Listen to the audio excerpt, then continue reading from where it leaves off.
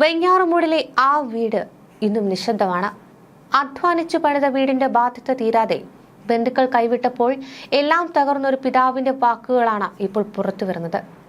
വെഞ്ഞാറമൂട് കൂട്ടക്കൊലക്കേസിലെ പ്രതി അഫാന്റെ പിതാവ് അബ്ദുറഹീമിന്റെ തുറന്നു പറച്ചിൽ ഒരുപാട് ചോദ്യങ്ങൾ സമൂഹത്തിന് മുന്നിൽ വെക്കുകയാണ്. അധ്വാനിച്ചു പണിത വെഞ്ഞാറമൂടിലെ വീടിന്റെ ബാധ്യത ഇന്നും തീർന്നിട്ടില്ല എന്നാണ് അബ്ദുറഹീം പറയുന്നത്.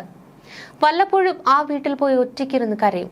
താനും ഭാര്യയും പൂർണ്ണമായും ഒറ്റപ്പെട്ട നിലയിലാണെന്നുമാണ് അദ്ദേഹം മാധ്യമങ്ങളോട് പറഞ്ഞത്. ബന്ധുക്കൾ പൂർണ്ണമായും അവഗണിച്ചുവെന്നും ഇപ്പോൾ ആശ്രയമാകുന്നത് നാട്ടുകാരും ജമാഅത്തും മാത്രമാണെന്നും അദ്ദേഹം പറയുന്നുണ്ട്. നിലവിൽ കടയ്ക്കൽ ചിതറയിൽ ഒരു പച്ചക്കറി നടത്തിയാണ് ജീവിക്കുന്നത്. കടയുടെ ഒരു ഭാഗത്ത് തന്നെയാണ് ഭാര്യയ്ക്കൊപ്പം താമസം. മകനും ഭാര്യയും ചേർന്ന് ഏകദേശം 50 ലക്ഷം രൂപയുടെ കടബാധ്യത വരുത്തിവെച്ചതായും ആ പണം എന്തിനു വേണ്ടി എടുത്തുവന്നത് ഇന്ന് വരെ ഇരുവരും പറഞ്ഞിട്ടില്ല എന്നുമാണ് അദ്ദേഹം പറയുന്നത്. കൊലപാതകങ്ങൾ നടന്ന ദിവസം തന്നെ 2 ലക്ഷം രൂപ കടക്കാർക്ക് നൽകേണ്ട അത്യന്തം കടുത്ത സമ്മർദ്ദത്തിലായിരുന്നു ഭാര്യയും മകൻ അഫാനുമെന്ന് റഹീം പറയുന്നുണ്ട്. അന്ന് സഹായം തേടി പല ബന്ധുക്കളെയും സമീപിച്ചുവെങ്കിൽ അവരിൽ നിന്ന് ആരിൽ നിന്നും ഇത്തരത്തിൽ ഒരു പരിഗണനയും കിട്ടാതെ അവഗണന മാത്രമാണ് ലഭിച്ചതെന്നാണ് അബ്ദുൾ റഹീം പറയുന്നത്. അങ്ങനെയാണ് ഈ ഒരു കാര്യം കൂട്ടക്കൊലപാതകത്തിലേക്ക് വഴിമാറിയതെന്നും അദ്ദേഹം പറയുന്നുണ്ട്. നാട്ടിലെത്തിയ ശേഷം ഈ മുഴുവൻ സംഭവങ്ങളും താൻ അറിയുകയാണ്. വായ്പ നൽകിയതിൽ അടുത്ത ബന്ധുക്കൾ ഉൾപ്പെടെ പലരും വൻ പലിശ ഈടാക്കിയിരുന്നുവെന്നും പലിശക്കാർ നിരന്തരം വിളിച്ചും ഭീഷണിപ്പെടുത്തിയും സമ്മർദ്ദം ചെലുത്തിയിരുന്നുവെന്നുമാണ് അദ്ദേഹം വെളിപ്പെടുത്തുന്നത്. തിരികെ നൽകുവാൻ ഒരു വഴിയുമില്ലാത്ത അവസ്ഥയിലായിരുന്നു കുടുംബം. ഡോക്ടറുടെ നിർദ്ദേശപ്രകാരം ആദ്യം മെഡിക്കൽ കോളേജിൽ പോയി അഫാനെ കണ്ടു. മാനസികമായി പൂർണ്ണമായും ഒറ്റപ്പെട്ട നിലയിലായതിനാൽ മാതാപിതാക്കൾ കാണണം എന്നാണ് ഡോക്ടർമാർ പറഞ്ഞതെന്നാണ് അബ്ദുറഹീം വ്യക്തമാക്കിയത്. പിന്നീട് ജയിൽ അധികൃതരുടെ ആവശ്യപ്രകാരം പലതവണ ജയിലിൽ പോയി മകനെ കണ്ടു. പൂർണ്ണമായും തകർന്ന നിലയിലാണ് അഫാൻ. അനിയൻ അഫ്സാൻ, സുഹൃത്ത് ഫർസാന, വല്യുമ്മ സൽമ എന്നിവരെ ഓർത്ത് നിരന്തരം കരയാറുണ്ടെന്നും തന്നെ കാണുമ്പോൾ ഇത് മാത്രമാണ് അഫാൻ പറയുന്നതെന്നുമാണ് അദ്ദേഹം പറയുന്നത്. കടുത്ത കുറ്റബോധത്തിലാണ് അവൻ. ഞാൻ മാപ്പ് കൊടുത്താലും എന്ത് പ്രയോജനമാണ്? നഷ്ടപ്പെട്ടത് തിരികെ കിട്ടില്ലല്ലോ. ഈ ഒരു വാക്കുകളോടെയാണ് അബ്ദുറഹീം തന്റെ വേദന അവസാനിപ്പിക്കുന്നത്. അഫ്സാനയുടെ കുടുംബത്തെ നേരിൽ കണ്ട് മാപ്പ് പറയണമെന്ന ആഗ്രഹവും അദ്ദേഹം മുന്നോട്ട് വയ്ക്കുന്നുണ്ട്. ഇതിനിടയിൽ ഈ ഒരു വെഞ്ഞാറമൂട് കൂട്ടക്കൊലയുമായി ബന്ധമുണ്ടെന്ന ആരോപണം ഉയർന്ന കാലം പറഞ്ഞ കഥ എന്ന സിനിമയുടെ റിലീസ് മാറ്റിവെച്ചിരിക്കുകയാണ്. സിനിമയുടെ സ്ക്രീനിംഗ് പൂർത്തിയായില്ലെന്ന് സെൻസർ ബോർഡ് അറിയിച്ചതോടെയാണ് ഇത്തരത്തിൽ റിലീസ് മാറ്റിയത്. ഫെബ്രുവരി 8-ാം തീയതി സ്ക്രീനിംഗ് എന്ന് ബോർഡ് ഹൈക്കോടതിയിൽ അറിയിച്ചിട്ടുണ്ട്. ഫെബ്രുവരി 6-ന് സിനിമ റിലീസ് ചെയ്യുവാനായിരുന്നു ആദ്യ തീരുമാനം. അതേസമയം സിനിമയുടെ ട്രെയിലർ അപകീർത്തികരമെന്നാണ് പ്രതി അഫാന്റെ പിതാവ് അബ്ദുറഹീം പറയുന്നത്. ഇതോടെ ട്രെയിലർ കാണാമെന്ന് ഹൈക്കോടതി അറിയിച്ചു. സിനിമ തടയണമെന്ന അഫാന്റെ പിതാവിന്റെ ഹർജിയിലാണ് ഹൈക്കോടതി ഇടപെടലുണ്ടായത്.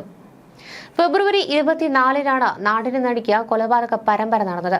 പ്രതി അഫാൻ സംഭവ ദിവസം രാവിലെ പെരുമലയിലെ സ്വന്തം വീട്ടിൽ വെച്ച് മാതാവ് ഷെമിയെ കൊലപ്പെടുത്തുന്നതിന് വേണ്ടി ഷാൾ ഉപയോഗിച്ച് കഴുത്തിൽ മുറിയിൽ അടയ്ക്കുകയായിരുന്നു.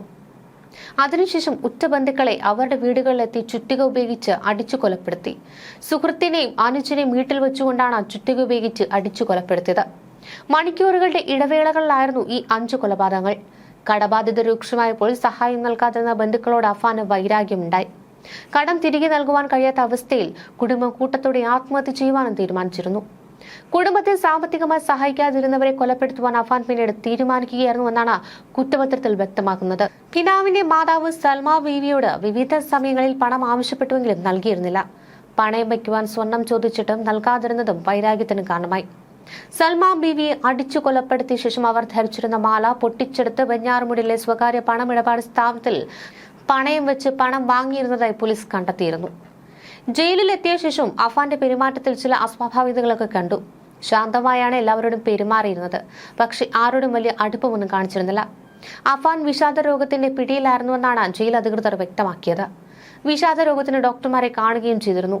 കൂടാതെ ആത്മഹത്യാ പ്രവണതയും കാണിച്ചു. അതുകൊണ്ട് തന്നെ സദാസമയം ഈ ജയിൽ അധികൃതരുടെയൊക്കെ ഒരു നിരീക്ഷണം അഫാൻ ഏർപ്പെടുത്തിയിരുന്നു.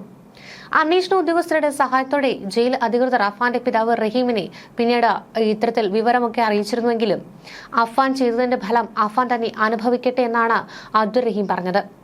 അവൻ ചെയ്തതിന്റെ ഫലം അവൻ തന്നെ അനുഭവിക്കണം. അതിൽ കൂടുതൽ ഒന്നും തനിക്ക് പറയാനില്ല എന്നാണ് റഹീം പ്രതികരിച്ചിരുന്നത്. അഫാന്റെ പിതാവ് വിദേശത്ത് കുടുങ്ങിയപ്പോൾ അഫാനും ഉമ്മയും സഹോദരനും അടങ്ങിയ കുടുംബത്തിന് 48 ലക്ഷം രൂപയോളം കടം പെരുകിയതായി പറയുന്നു. ഇതിൽ വഴക്കു പറഞ്ഞതിന്റെയും കടം വീട്ടുവാൻ സഹായിക്കാത്തതിന്റെയും വൈരാഗ്യത്തിലാണ് ഉറ്റവരെ അഫാൻ കൊലപ്പെടുത്തിയതെന്നാണ് കേസ്. കൊലപാതകങ്ങൾക്ക് ശേഷം വിഷം കഴിച്ച് ആത്മഹത്യ ചെയ്യുവാൻ ശ്രമിച്ച അഫാൻ പോലീസ് കസ്റ്റഡിയിലും ജീവനൊടുക്കാൻ ശ്രമിച്ചിരുന്നു. അഫാന്റെ ആരോഗ്യനില കേസുകളൊക്കെ ഒരു ബാധിക്കുന്ന അവസ്ഥയിലായിരുന്നു. കുറ്റപത്രം സമർപ്പിച്ച് വിചാരണ തുടങ്ങുവാൻ പ്രതിയുടെ സാന്നിധ്യം ആവശ്യമായിരുന്നു. ഇതിനിടെ ഓർമ്മശക്തി നഷ്ടപ്പെട്ടാൽ വിചാരണയെ ബാധിക്കുന്ന ഒരു ഘട്ടത്തിലേക്കും എത്തി. ആത്മഹത്യക്ക് ശ്രമിച്ചതുപോലും ഓർമ്മയില്ല എന്നായിരുന്നു അഫാൻ പറഞ്ഞിരുന്നത്. ആദ്യ കുറ്റപത്രം സമർപ്പിച്ച് 2-3 ദിവസങ്ങൾക്ക് പിന്നിട്ട ശേഷമായിരുന്നു അഫാൻ ആത്മഹത്യാ ശ്രമം നടത്തിയത്. പക്ഷേ ഈ 3 കുറ്റപത്രങ്ങളും സമർപ്പിക്കുകയും ചെയ്തു. തൂങ്ങി മരിക്കുവാനുള്ള ശ്രമത്തിൽ കഴുത്തിലെ ഞരമ്പുകൾക്ക് മാരകമായാണ് പരിക്കേറ്റത്. കൂടാതെ അഫാന് ചികിത്സകൾ നൽകി. തലച്ചോറിലേക്കുള്ള രക്തയോട്ടം കുറഞ്ഞത് കനത്ത ക്ഷതമാണ് ഉണ്ടാക്കിയത്. ജീവൻ രക്ഷിക്കാനായാലും സാധാരണ നിലയിലേക്കുള്ള മടങ്ങിവരവിലൊക്കെ ഡോക്ടർമാർ ആശങ്ക പ്രകടിപ്പിച്ചിരുന്നു. വിവിധ ഡോക്ടർമാരുടെ സംഘം അഫാനെ പരിശോധിക്കുകയും ചെയ്തു. പക്ഷേ അതിനെയൊക്കെ മറികടന്നുകൊണ്ട് അഫാൻ തിരിച്ചു വരികയും ചെയ്തു. ഫെബ്രുവരി 24-നാണ് വെഞ്ഞാറമൂട് നടന്ന കൂട്ടക്കൊലപാതകങ്ങൾ വ്യക്തമായ പ്ലാനിങ്ങോടെയാണ് അഫാൻ നടത്തിയതെന്ന് പിന്നീട് അന്വേഷണത്തിൽ വ്യക്തമാവുകയായിരുന്നു. കാരണം ഉമ്മ ഷമീന പറയുന്നുണ്ട് തന്നെ അഫാൻ ആക്രമിക്കും മുൻപേ ഓർമ്മ നഷ്ടപ്പെട്ടിരുന്നുവെന്ന്. പിന്നീട് ചെയ്തതോ നടന്നതോ ഒന്നും ഷമിക്ക് കൃത്യമായി ഓർത്തെടുക്കുവാൻ സാധിച്ചിരുന്നില്ല. കേസിലെ ഏക സാക്ഷിയായ ഷമി മറ്റൊരു നിർണായക വെളിപ്പെടുത്തൽ നടത്തിയിരുന്നു. വലിയൊരു കടബാധ്യത ഉണ്ടായിരുന്നത് തനിക്കാണ്. ലോണെല്ലാം എടുത്തത് ഞാനാണ്. 25 ലക്ഷം രൂപയുടെ ബാധ്യതയാണ് ഉണ്ടായിരുന്നത്. അഫാന് പറയത്തക്ക കടം ഉണ്ടായിരുന്നില്ല. കയ്യിലുള്ളതെല്ലാം തീർന്നപ്പോൾ സംഭവ ദിവസം ബന്ധുക്കളുടെ അടുത്തു നിന്ന് പണം വാങ്ങുവാൻ താനും അഫാനും ഒപ്പമാണ് പോയത്. എന്നാൽ പണം കിട്ടിയില്ല. വീട്ടിൽ തിരികെ എത്തിയ ശേഷം അഫാൻ എങ്ങോട്ടേക്കോ പോയി.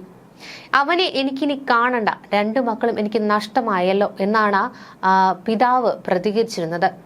കൂടാതെ അവനെ എനിക്കിനി കാണണ്ട, എന്റെ 2 മക്കളെയും എനിക്ക് നഷ്ടമായില്ലേ, മകൻ ഏൽപ്പിച്ച മുറിവുകൾ പതിയെ ഉണങ്ങി വരുന്നതേ ഉള്ളൂ എന്നും പ്രതികരണം ഉയർന്നു. എല്ലാം നഷ്ടപ്പെട്ട നിസ്സഹായതയിൽ ഭർത്താവ് റഹീമും ആസ്മിയും ഒപ്പമുണ്ടായിരുന്നു. സംഭവ ദിവസം രാവിലെ ഇളയ മകനെ സ്കൂൾ ബസ്സിൽ കയറ്റിവിട്ട ശേഷമാണ് അഫാന് ചായ ഉണ്ടാക്കി കൊടുത്തത്. ഞങ്ങൾ 2 പേരും ചായ കുടിച്ചു. അതിനു പിന്നാലെ തനിക്ക് ഓർമ്മ നഷ്ടപ്പെട്ടു. അഫാൻ ചായയിൽ എന്തെങ്കിലും കലർത്തിയൊന്നും അറിയില്ല. പിന്നീട് എന്റെ കഴുത്തിൽ ഷാൾ മുറുക്കുമ്പോഴാണ് എനിക്ക് അല്പം ഓർമ്മ വന്നത്. ഉമ്മച്ചി എനിക്ക് മാപ്പ് തരണമെന്ന് പറഞ്ഞുകൊണ്ട് അഫാനിന്റെ കഴുത്തിൽ ഷാൾ മുറുക്കി.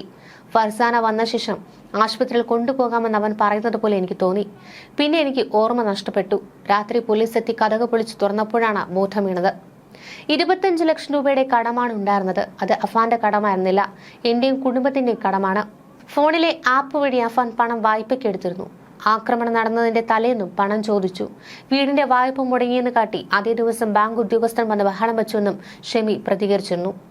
ഫെബ്രുവരി 24-നാണ് ഇത്തരത്തിൽ കേരളത്തിൽ നടുക്കിയ കൊലപാതക പരമ്പരകൾ നടന്നത്. അന്നേ ദിവസം രാവിലെയോടെയാണ് ഈ അഫാൻ സ്വന്തം വീട്ടിൽ വെച്ച് മാതാവ് ഷമി ഷാൾ ഉപയോഗിച്ചുകൊണ്ട് ഇത്തരത്തിൽ കഴുത്തിൽ കുരുക്കിട്ട് മുറിയിലടച്ചത്. ഉമ്മ മരിച്ചു എന്ന് കരുതിയാണ് മറ്റു കൊലപാതകങ്ങൾ ചെയ്യുവാനായി അഫാൻ ഇറങ്ങി പുറപ്പെട്ടത്. ബന്ധുക്കളുടെ വീട്ടിലേക്ക് എത്തി ചുറ്റിക ഉപയോഗിച്ചുകൊണ്ട് അടിച്ചു കൊലപ്പെടുത്തുകയായിരുന്നു. ആദ്യം സൽമ ബീവിയാണ് കൊലപ്പെടുത്തിയത്. ആ സമയം സൽമ ബീവി മാത്രമാണ് വീട്ടിലുണ്ടായിരുന്നത്. സൽമ ബീവിയുടെ കൈവശമുള്ള സ്വർണ്ണമാല ആവശ്യപ്പെട്ടു. നിഷേധിച്ചതിന് തൊട്ടു പിന്നാലെ ചുറ്റുക കൊണ്ട് തലയ്ക്കടിച്ചു വീഴ്ത്തി. കൊല്ലുന്നതിന് 2 ആഴ്ച മുൻപ് മുതൽ പല തവണകളായി സൽമ ബീവിയുടെ 2.5 പവൻ വരുന്ന സ്വർണ്ണമാല അഫാൻ ചോദിച്ചിരുന്നു. പണയം വെക്കാനാണ് ചോദിച്ചത്, പക്ഷെ നൽകിയില്ല. അതിലെ വൈരാഗ്യമാണ് ഈ പ്രധാന കാരണങ്ങളിലൊന്ന്. അതുപോലെ തന്നെ അഫാന്റെയും ഉമ്മയുടെയും ആർഭാട ജീവിതത്തെയും കടം വാങ്ങിക്കൂട്ടുന്നതിനുമൊക്കെ സൽമ ബീവി എതിർത്തിരുന്നു. അഫാന്റെ ഉമ്മയെ കളിയാക്കുകയും ചെയ്തു. അതും അഫാന്റെ വൈരാഗ്യത്തിന് കാരണമായി. പിന്നാലെ ഇത്തരത്തിൽ പിതാവിന്റെ സഹോദരന്റെ ഭാര്യ എന്നിവരെയും അഫാൻ കൊലപ്പെടുത്തി. പെൺസുഹൃത്തിനെയും അനുജനെയും വീട്ടിൽ ചുറ്റിക ഉപയോഗിച്ച് അടിച്ചാണ് കൊലപ്പെടുത്തിയത്. അഫാന്റെ മുത്തശ്ശി സൽമ ബീവി, പിതൃ സഹോദരൻ ലത്തീഫിന്റെ ഭാര്യ സജിദ ബീവി, പെൺസുഹൃത്ത് ഫർസാന, ഇളയ സഹോദരൻ അഫ്സാൻ എന്നിവരാണ് അതിദയനീയമായി കൊല്ലപ്പെട്ടത്.